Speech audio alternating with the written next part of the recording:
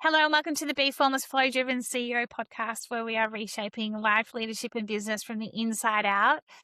And it certainly is an Australian week this week, because today I am welcoming to the show from if I look at the Australian map, is it the left? Yeah, it's the left-hand side. Kind of the bottom, the middle. Depending on which way you're looking at it, I'm welcoming to the show Dr Fiona Kerr. Welcome, Fiona.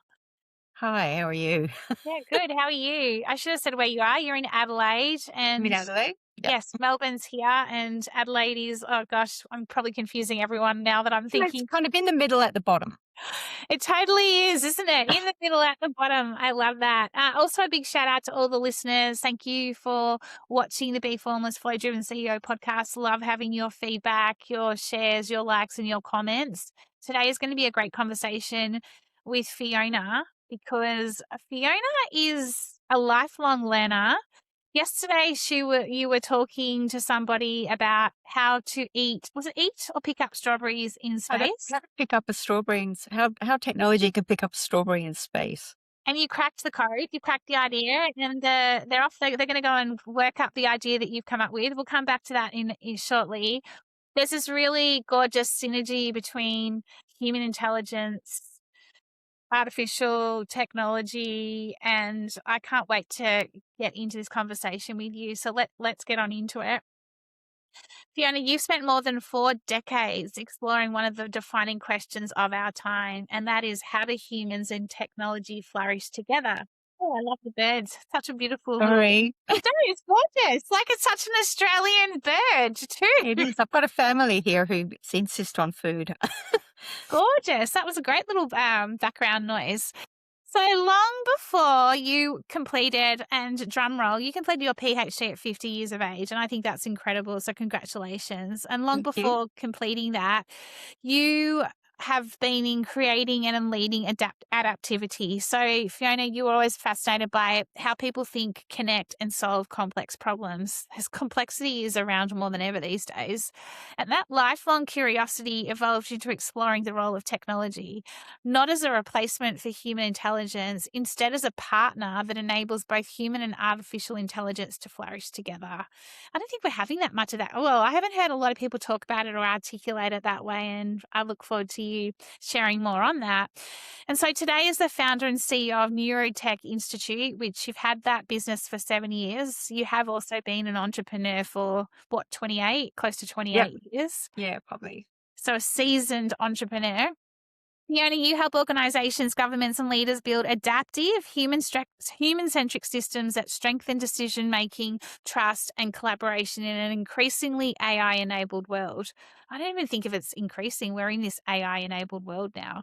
Yes. Your trailblazing work, and you are fellowship of the Australian Academy of Technological Sciences and Engineering. Congratulations. And at the heart of your work sits a simple question: what becomes possible when human and artificial intelligence evolve together rather than compete? Tell us a bit about your journey, because it's fascinating. And, I love the whole neuroscience, well, not even angle, like you're all about neuroscience. You've studied a lot around the human. Then you decide to go and do this PhD and explore on the tech. And now you're bringing it even more together and calling out what's true and what's not true. Tell us a little bit Yes. about your journey. How I got there. It's a weird way of getting there. So I'd started, actually I started in genetics, but quite quickly I had to pick up a half subject, and I looked at witchcraft. Someone was teaching witchcraft in university, which sounded wonderful. So I ended up over in anthropology, and that's human systems, basically, how we live together. So that became really interesting in looking at what shapes behavior and what kind of connectivity in systems shape behavior.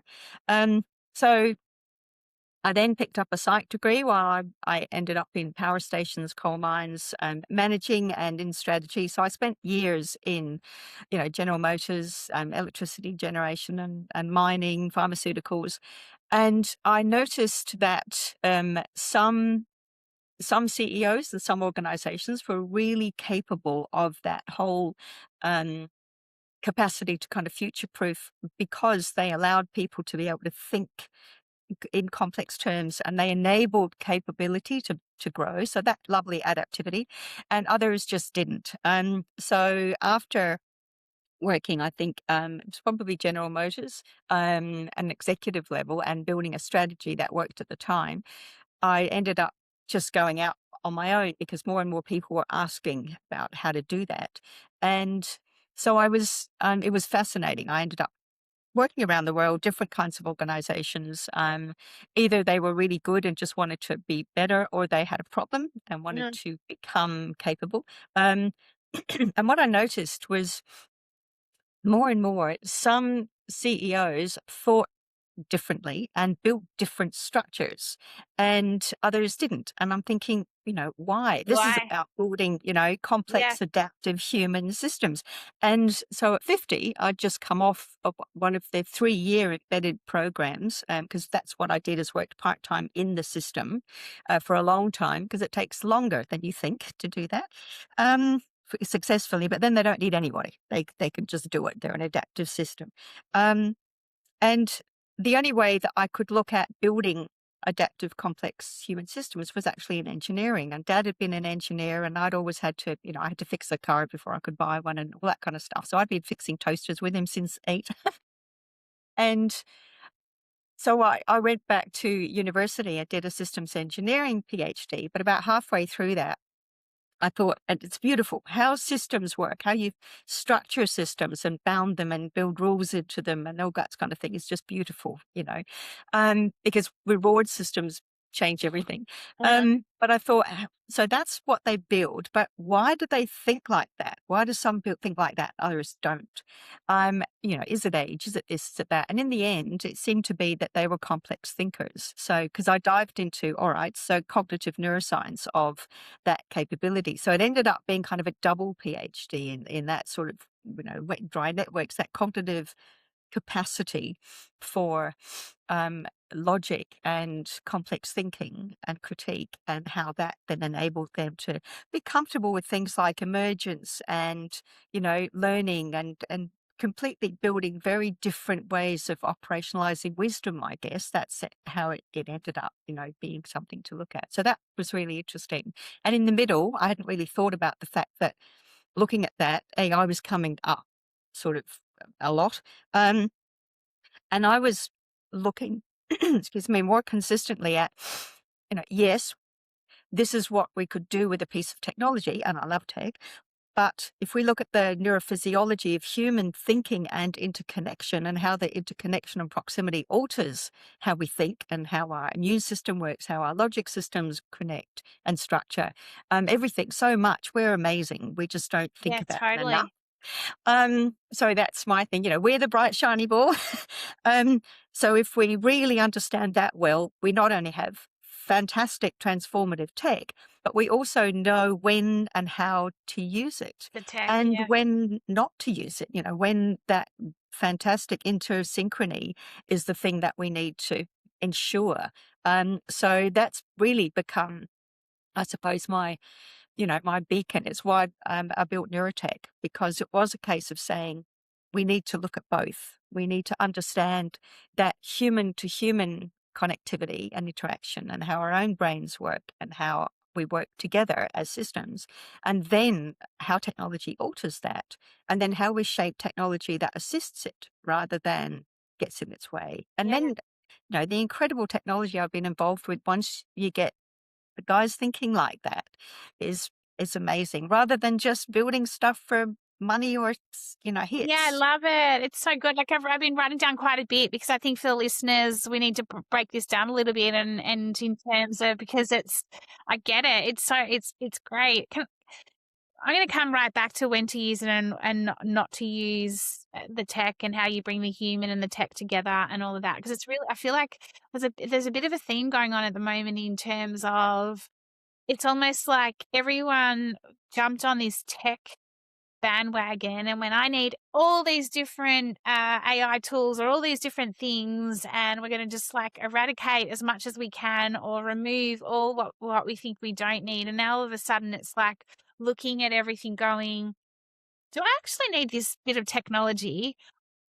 Like we're coming into this simplification almost kind of a point in time, whereas role do I play as a human? How do we work together versus just I need everything and not thinking about how it all sits together. And it feels like it's added more complexity, and we're having to strip back that complexity and almost adapt the system. I First think thing, it was, oh, yeah. sorry, And Fiona, you go. and we have to really look as well. I think you can simplify it again a little bit. We either get it oversimplified by technologies just, being the answer to everything, and it's not. Mm, So when is it not? So it is often more complex than we're told. But at the same time, you can make it quite simple as well in terms of you start with what is the question or the mm, opportunity or the problem, and then who's involved with that. Would technology be an answer to that? Would it assist? How would it assist? Who would win out of that? Who would lose out of that, mm. and why? And then you can shape that whole decision program much more simply, just by starting by understanding what it is we want to do, and agreeing on what it is we want to do. People aren't always good at that. No, it's setting that up front in the first place, isn't it? Can you explain for listeners what actually is complex adaptive human systems, and then yeah, can we understand that first and foremost, just because just from my own clarity as well, and also then when you bring technology into it, when to use, when not to use, because there was some other things you called out here as well, like operationalizing wisdom. I haven't heard that before. I loved it. Like you can't use technology cannot do that. That's a Oh human no, no, aspect. really not. Yeah. So, a complex adaptive human system, and so a company, a family, a society, a community, all of those are complex adaptive human systems. So, all it means really is that when we interact, that systems they have diversity, they have interactivity, they are a number of things working together, and impacting each other. Mm, So we we do that with the people or the things inside the system, mm, and how we interact. It's not just what is in the system. That tells us the bits of a system. So it could be the people in the organization. It could be even, I don't know, in a car, the pieces of the car. Or we look at the other side of that is how that system actually works, is how those things interconnect, how they work together, the impact they have on each other, what's connected to what and why, and what's mm, not connected and mm. why, and how does that then change the behavior of the system. So the way that people connect and think together, um, is very much the basis of the ability to either be adaptive as, say, an organization, if we go back to an organization, or not. And so we very often try and pull things apart, and look at the bits of what's going on, whether it's, whether it's the individuals in a family or a community versus how that community actually integrates and interfaces together and gets to be able to mix and gets to be able to build, Mm. things to get together in that system. So a complex adaptive system is one where we allow that level of connectivity, because that connectivity is really important. Like Yeah. understanding what needs to be connected to what, when, and why, and how is really, but that doesn't matter if it's your brain or if it's a family or if it's a company or if it's a whole society.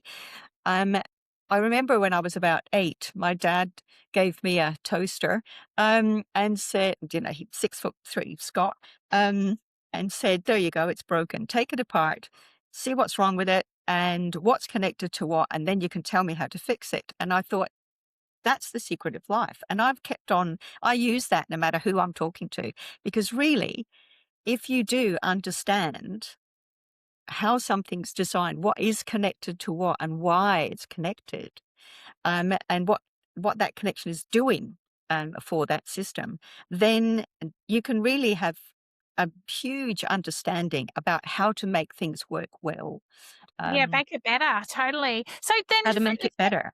Fiona, tell me, is there such a thing as complex adaptive technology systems as well? Like, are you playing with that notion? Like, how does that Yeah. work? Because what we're talking about here is obviously the complex adaptive human system, when to use it and when to only use that, and then also when to use when to bring in then the other layer, which is this complex adaptive technological system. Is that what you're like now looking at? And I guess my question for this is, that's my first question.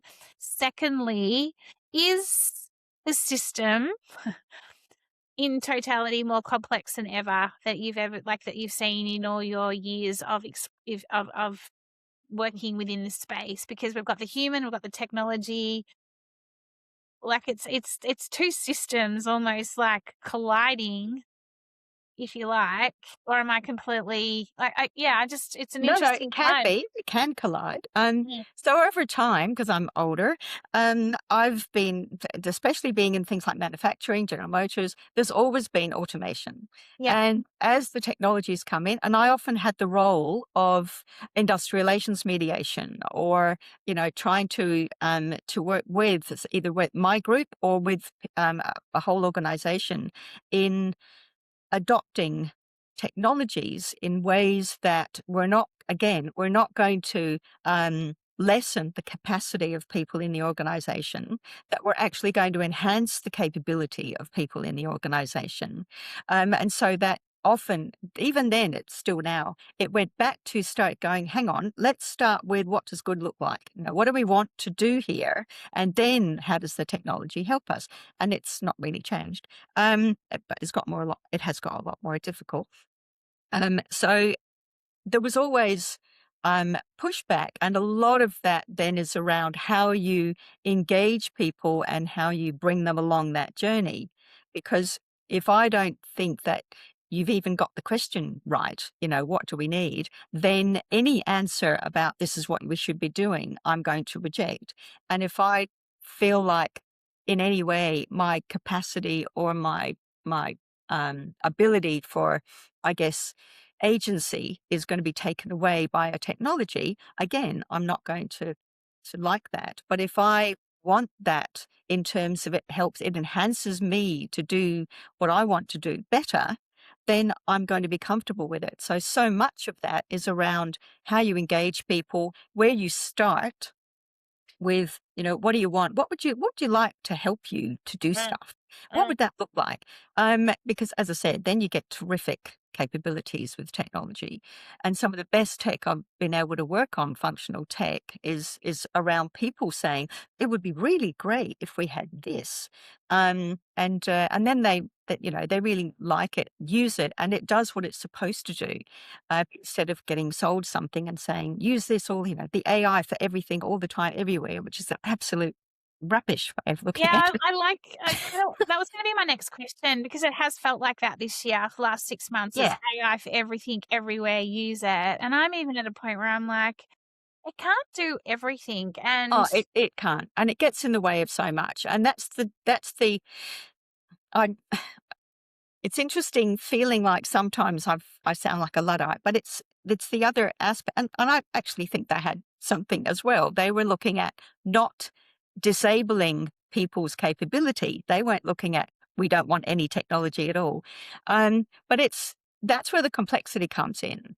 So, for example, um, if we have so I work a lot with, say, lawyers, doctors, that kind of thing, in looking at how you use the technology, but don't hollow out the capacity of the organization, for example. So even, we've got, like, lawyers are using legal aids as sort of technology legal aids, AI.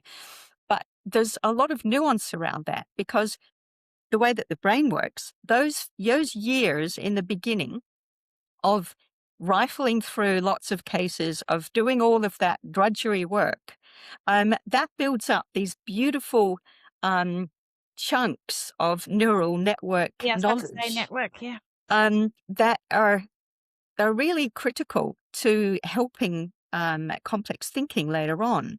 And another aspect is when you're working in that situation, you're also absorbing and learning the mores and the values of that organization. You're also getting tacit information from your boss through discussing what they want out of something and they need going forward in a case, for example. So you get this huge amount of learning, which is not just about data absorption or, collecting 100 cases.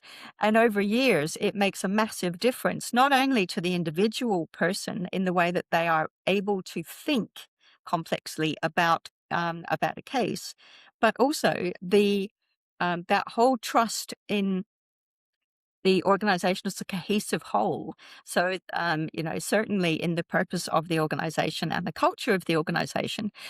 But one of the problems that we have around, the sort of work slot process that we have now of someone asking a AI a question and then it just sends it, because they're very confident, they're wrong about at least 33% of the time or more, then you just pop that on to your next person. The problem is either if you haven't checked it, then they need to check it. And if they check it, then they're also thinking, great, now I have to spend all this time trying to figure out if this is right. And not only does it waste their time, but it also means that they will trust you less as someone who's giving Yes, them good call something that out. you haven't quality controlled. Yeah. And so what we're noticing in, say, large organizations is in very big bureaucracies, for example, last year, I was doing a big Canberra discussion for a very large group in the government and saying, okay, so your size organization, um, what they have figured out here is that there was actually a 900, oh dear, it was either 9 million or 900 million. Anyway, it was at least 9 million cost to productivity from using the latest um, it's a Microsoft system that allows Yes. you just to ask and then, pass something on. And that was in all of those aspects of what happens with that work slot. Because there was so much rework, there was lots of embedded data that was wrong then that people had to get back out of the system. And also timing, how often you get a more effective answer when you do that 2-minute go and talk to somebody, rather than, 67% more time spent on crafting emails backwards and forwards. So there's just lots of different Yeah, I aspects. love it. This is such a fascinating conversation because, like, what you're talking about here is like the knowledge and I guess all the data we've created in our own, like we've like the learnings we've had crafted over the years, and then you've got AI like that can pick up patterns. There's still a massive role for us though, or technology can pick up the patterns. There's still a massive role for us in terms of then distilling what that actually means, calling out the missing patterns or the missing gaps, then to then be able to inform the decisions and the way forward. And I think there's a really big opportunity there because it's almost like we've gone from one extreme to the other. We've almost like handed everything over to technology for a minute to kind of go, oh well, it can do everything, so I'm just going to let it do everything. And then Yeah, now all of a sudden we're seeing actually that's not working. I need to actually look at everything. I heard this thing a while ago, and no doubt you're right across it. Cognitive offloading. And it was quite a concern because everything you're talking about here also is that there's this whole, if we're not careful, we're offloading a lot of our own knowledge and the what we've built up over this many years, almost like the muscle or the brain memory, if you like. Is that something that you're talking about with the businesses and the leaders absolutely. and the Yes. teams that you're working with from a neuroscience perspective? Yeah. So, from the neuroscience perspective, and that doesn't change actually. People say, "Yeah, but when we get used to this, won't we change our brains?" Well, yes, we do, but not necessarily for the best. So, probably for 15 years, I've been talking about this, and it's a bit frustrating in some ways that only in the last couple of years, suddenly everyone's going, "Oh, I've been writing and talking about this for forever."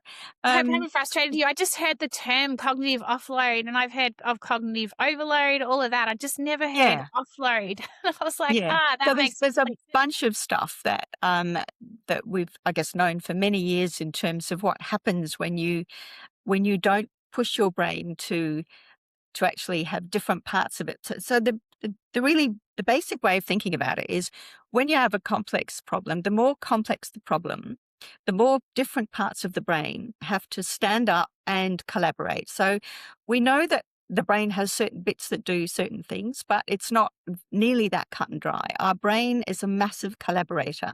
So even to see a tree when you look out of the window, you get multiple huge amount of parts of the brain that all collaborate within milliseconds to give us that image. And when we come to critical thinking or strategic thinking or moral thinking, so any form of complex thinking, lots of different parts of the brain become involved. Mm. And the more parts of the brain, the more willpower we have, and the more natural capability and habit that we have of being able to get those different parts engaged, then the more we can apply the criteria for decision making to a problem. And when we just stop doing that, and automatically, habitually, because the brain loves habits, as you said, we get this pattern of, oh, we'll just go to the easiest answer first because the brain's lazy. And if that is you use one of the AI things to fill in something, or you use technology to get the answer, then you're not exercising that Yeah. capacity. And the habit next time is to not do it either. So I get really whenever people hold up a phone and say, "Oh, this is my memory now." Because the problem is, if I go to the phone and just look for everything, then I can read it at the time, but I'm not actually chunking it up as a piece of knowledge, which then becomes a lovely network which can chunk with another network and another network as I learn something else. And then I can make decisions or think about problems around connecting one to another, and actually get that beautiful capacity to join up ideas and come up with new ideas. Yeah, I was And about to say, it's like the prefrontal cortex. It's like the prefrontal cortex of the business as well. Like we've really got to bring like that's I mean, all the newer thinking, right? Like this is where we can solve a lot more problems in terms of rather than yeah, I don't know. It's a fascinating conversation. Tell me, this is a bit of an out there, I guess, point burnout in terms of like, do you think we're going to see more burnout if we continue the way we're continuing? And I know you've been having this conversation for years in terms of complex adaptive human systems. Like it feels like we're in complexity more than ever. There's this like rush to know everything about technology, and then there's also this like double-edged sword of I mean, at the moment I'm a little bit like having a not a break from it. I'm also just looking at everything going, what's true and what's not true, like yeah, what you say, yeah, when to use, not to use, because for a while there it was just I was overwhelmed by it, and now I'm kind of going, I need this for this, I don't need it for this. yeah. Is And burnout having that information is really important. mm, So mm. I think that there's a lot of reliance from technology companies, and certainly there was for 10 years of me traveling a lot in countries like the US. Different countries do it very differently as well. So very much the capitalist democracies like America, Australia more and more, it's a case of, adopt this is fantastic, it will do X. And so you either have to make a decision. People tend to polarize of, I'll just trust it. It's convenient and I'll just accept that it's all right. Or, oh, I don't know. I don't trust it at all. It's going to Mm, take all my data, big mm. brother. Um, but the, the important thing is that kind of middle, which is understanding if I use this bit, what's it going to do? What will I get out of it? What will I lose out of it? And what would my alternatives be? And do I actually need to do that? Is it the right question I'm asking? And is it the right problem that this is going to solve? Because technology's got two main kind of pushes. You've got quality based questions, which are, we have a problem, like medical tech. It's probably the best example of this. We have a problem and we want to fix it. So how would that be helped by amazing technologies? Bionics, soft robotics, all kinds of beautiful things that we can do, or straight physical assistance, augmentation, or we've got technology being thrown at us all the time, which is, hey, we're able to make this. So there we go. Use this now. And we're told that we need it and want it. And we're given a case for it, which in most cases for that kind of technology, we didn't actually need it in the first place. And we don't realize what it stops, which is really Doing. important. Yeah. So it's a case of getting really good quality information, which is Mm. which is why I guess why NeuroTech started, getting really good quality information about what happens when humans interact. Like when we're proximal to each other, we have an amazing impact on each other. We have interbrain synchrony, which changes the way that we make complex decisions and even problem solve and Mm. feel needed. And we have the chemosphere. We trade thousands of chemicals. Even our voice changes brain waves to kind of theta gamma delta levels where we're thinking differently about something. We have direct eye gaze, which creates massive oxytocin and all kinds of other things, which then improve our capacity quickly to kind of bond and feel Mm. connected and part of each other. It's why it's different when we see each other face to face than over a screen, because it Yeah. actually makes neural differences to Yeah, us. And totally. all of that changes how we make decisions. And one of the things I did on a 3-year American Department of Defense project was to look at, do soldiers make a better decision in the field under duress with a trusted autonomous robot or with a trusted partner? And it turns out we make each other smarter because of that fuel that we give each other when Yeah, we're the we're energy. proximal to each other. Yeah. We've got that lovely electrochemical activity, which then helps with the intrabrain synchrony, which is that brain being able to Mm. collaborate across the brain and make better decisions. So that kind of is beautiful to know, and understanding when that's important and when that happens and when it's not so important, and Yeah. being aided by technology is really useful, because it often is. That's what we need. We need the nuance. We need the understanding of, when does technology really help? When doesn't it? When does it get in the way? Um, and then how do you partner with it? How do you combine it? So I think 13 years ago, I was working with the Futures of a Complex World system in Finland on that, partnering with artificial intelligence for a human-centric future. But it always started with, what is the fantastic science and magic of human connectivity? Mm. And then, how do you then augment that with Mm. technology wherever it's needed?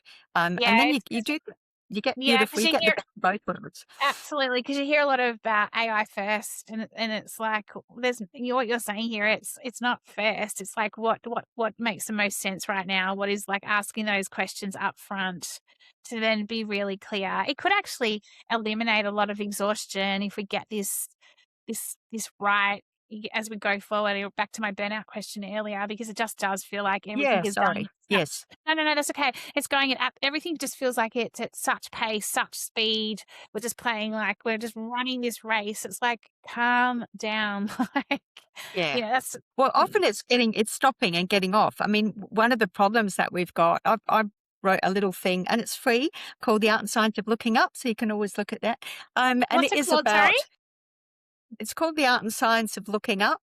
Yeah, It's the just a song I free always talk about small looking up. book online. Yeah. And it's about what happens to our brain and body when we look up, but also when we look at each other. I didn't want to call it don't look down at your phone, because everyone writes about that. I wanted to say, hey, there's a completely different reason. And that's the amazingness of humans, and thinking big and stopping being distracted. Because the problem is we do get overwhelmed. We do get lots of Mm, things happening. We do get these constant, you know, pings and all that kind of thing, which are cognitively fatiguing, because every time you get a ping on your phone or you hear something, your brain stops what it's doing, packs everything up, unpacks, should I even look at that? And then even if you decide no, packs that up again and then has to go back and reorient where you were. So it's very exhausting cognitively. Even looking over a screen is pretty exhausting, because there's mm. hundreds of things I could talk about that happen over a That's why you screen asked me and if I had don't a break happen over a before. screen. Is that why you asked me if I Pardon? had a break before?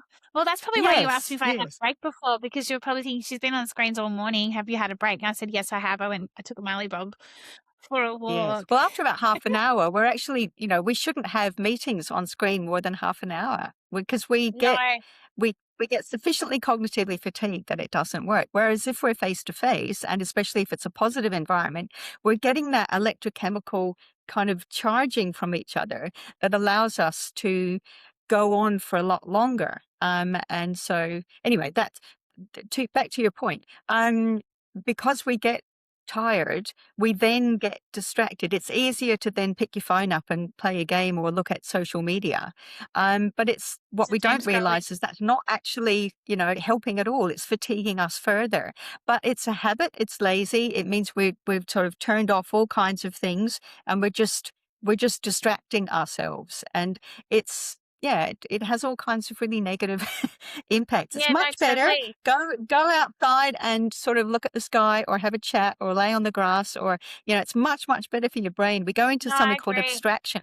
Beautiful. Your brain can play and riff, and then you Yeah, get these connections where we wouldn't have thought of that if we hadn't just if we were just distracting our brain. We're no, actually totally. much better solving I those big agree. It's a problems. really nice form of, like, for me, I call it active recovery. Like, the last few days, I've been going down to the beach just because I've had pretty full days. I've got a couple of final questions for you. Where are we headed, Fiona? Like, in terms of where everything is right now, like the theme last year, it was up until this year, it was all around just getting your head around how to use AI, prompting, all of that. This year, it's agentic. It does, I don't know, I am picking up on a bit of a vibe, and even listening to you today, that there does feel like this almost taking a step back now, going, whoa, like how much tech do I actually need? This looks crazy. I'm Yeah, spending that's this right. much money a month on subscriptions, for example. I need to pare this back and bring myself back into the game here. Yeah. Where do What you is it think that we're you need? headed? So that is very dependent on us. And that's one of the things that it's interesting working in somewhere like Finland, sort of even 10 years ago, my work there is, what do we know, what don't we know, and what should we be asking in terms of questions that we're not. So Mm, what do we want out of the society and the community, and whatever it is, health, education, infrastructure, and then we say, what is the role of technology here? Go to other countries where it's, here's the technology, you need to keep up, you need to learn to keep up, then that's a very different way of thinking about where we're headed. It's about trying to keep in, run to keep up with where the technology is going. We absolutely have to actively say, what do we want the world that we want to work in and live in and care in? What do we want that to look like? We've got to decide that. And that's quite difficult. Humans are not good as groups at deciding some of those things. But once we do that, then we don't have to know everything about the tech. What we want to know, if you take it right back to your family, what do you want dinner to look like with your family? And I consistently talk to people about getting their kids to be able to manage tech, because it's here. But it's a case of saying, but you've got to put boundaries in. You've got to really teach them how to be mm, much more sort of fussy and really be able to think through this. So if you want a dinner where people talk, then you don't have phones at the table. Oh, but they no, won't come. Yes, they will, but they won't eat. They eventually will. They won't starve. It's like Yeah. why I used to not let my husband read a newspaper before we had the technology. Um, so those rules, if what we want is a discussion, then we reward everything to do with that. Yeah, I love that. And so that's it's very much, do we want quality questions to be the things that shape technology? Do we want to understand what we want out of the way we want to live and love and work, and then say, how would we augment that by fantastic technology?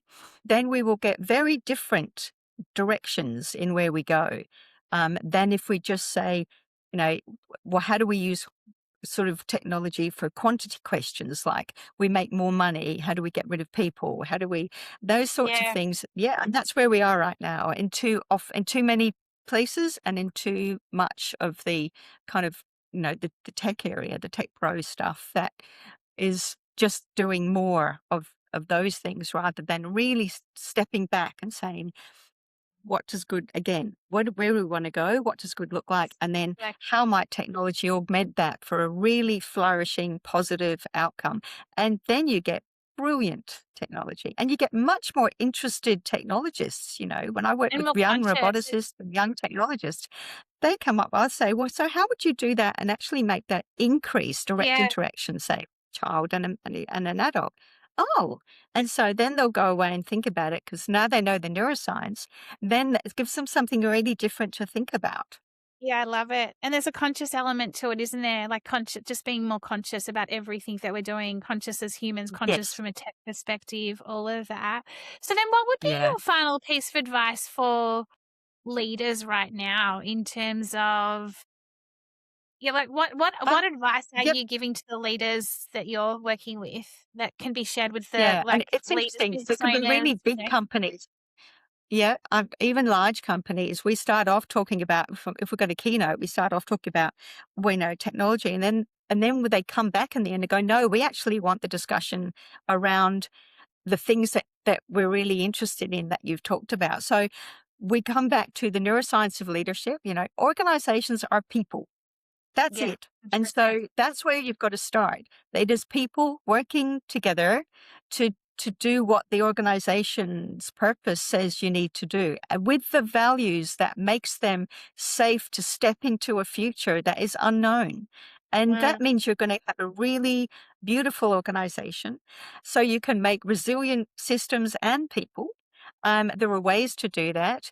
And the other aspect is being able to pick up sort of that lovely, I call it strategic intuition, that lovely foresight where it lets people be able to pick up weak signals coming forward because they're actually able to think and look and observe and bring information in and say, hey, why are we still doing it this way? I think that these yeah. things are changed. Might we change? And you find adaptive organizations, they want that. They're really good at getting weak signals in and thinking about them. Whereas the more hierarchical and non-adaptive organizations, they've got the way they do things, This is and how they we just do want it. Yeah. things to reward that and keep on going. They don't like the difference of maybe we should change. They just want to keep doing what they're doing.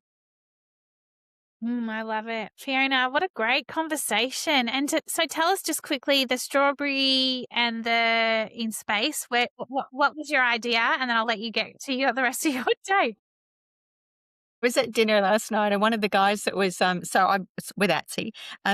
There was a fantastic young engineer who works across NASA, and like he was looking at various space things, and he was talking about growing things in Strawberry. space, and they're looking at the moment a strawberry and trying to use soft robotics to pick a strawberry up in space. And there's all kinds of ways that's very difficult because if you put pressure on, they get crushed very easily. Um, and I was thinking about those spiders that drop webs like a net and then fix it at the bottom and pick it up. And I said, well, what about you make a soft robot that drops the web? And yeah, so anyway, it looks like it might work. So you never Oh, know. but you're incredible. Oh, Fiona, I love everything you're doing and, what you're continuing to do. You called out some really great insights here today and great to just, if we come right back to quality questions is what we're talking about here from the outset. Yes, absolutely. What do we want? How do we want to live and work and care and love and connect and interact? How do we want to do that? Because that is human. That is critical. We Totally. think and our mental and physical health, our capacity for complex problem solving, our capability for all kinds of things, that's what that's from. And then what's the role of technology that might help? And we haven't even, there are some fantastic ways that it does help. But first, that's where we start. Uh, And we also figure out with the technology, what are the drawbacks to it? Who will lose in that? Because there are always people that lose as well as win. And sometimes you can take that loss away by changing the way you might do it or mm, make something design. mm. Sometimes you can't. So then you have to really start thinking, so is that actually what we want? Or is there an alternative? Or is there some sort of partnership or change, combination that would do that? So it's thinking through long term as well, thinking through all of those different ramifications and actually getting the answers instead of just wanting, how do we do this and make money? Or I Solution, have to do solution, this. Yeah, solution. yeah. Go to closure Yeah, really quickly. No, yeah. we need to really think about it. Yeah, amazing. I mean, I feel like there's a part two here. We could go down a whole other angle. So, Fiona, how do we find out more about you? Where do we go? I know that you've got a new website coming. Are we Yes. best to find you on LinkedIn? Yes, you can find me on LinkedIn. Yep, you can. And I'm on various speaker, I think, things as well. Because now I'm never expected to be a speaker, but now I'm an international speaker. I love it. So cool. Is there any YouTube? Is there anything on YouTube where we can watch Oh, any? I'm sure there are. Yep. So we'll So look there's you up. various talks. There's a Definitely. couple of TED Talks. There's one on how leaders change brains. There's another one um, on look into my eyes. So it's what you need to think about. I made it mostly for sort of young people, but it's for everyone on, what does and doesn't happen when you look at each other and you look at Yeah, I technology. love it. Thank you. And obviously the book, I always call out, don't forget to look up. I mean, you just have to only look up for a few seconds and everything changes. Yeah. Well, I'm Fiona, writing a book at the moment on the path to a human-centric future. I actually wrote it 10 years ago in Finland and tried to come here and say, but people publishers tended to go, oh, how do you sleep? But no, people aren't ready for these questions. But of course we are. of And, course, I agree. and You right, kind of have so to chat. now Yep. I'm going to write it again. My son said, well, get it out now. Yeah, get it out. Get it out. We Yeah. need it. So, I love it. I love it. Fiona, thank and you then so there's the much. leadership one coming as well. So, Great. yeah. Well, thank you so much for your time, Fiona. And You're I love welcome. everything that you're doing. What a trailblazer. So, yeah, have a great afternoon. Thank you. Thank you. You too. Bye. Bye.